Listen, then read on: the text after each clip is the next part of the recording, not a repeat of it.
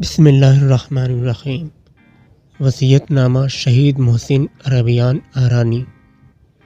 ولا تحسبن الذین قتلوا فی سبیل اللہ امواتا بل احیاء عند ربہم یرزقون۔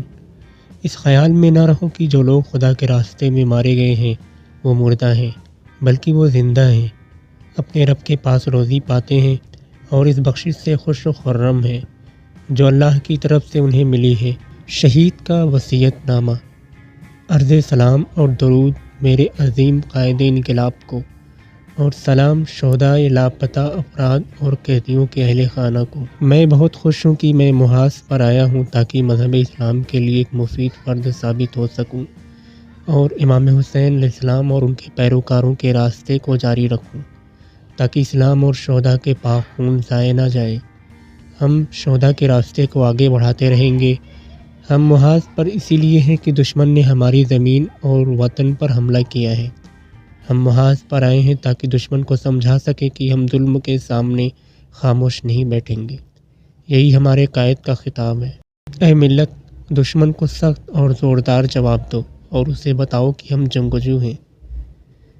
جان لو کہ جب تک راستہ کربلا کھل نہ جائے ہم محاذوں میں رہیں گے اور جنگ و جدوجہد چھوڑیں گے نہیں۔ اے میرے پیارے ماں باپ اور اے محترم دادا دادی، انشاءاللہ تمہاری حالت اچھی ہو اور تم مکمل صحت مند ہو۔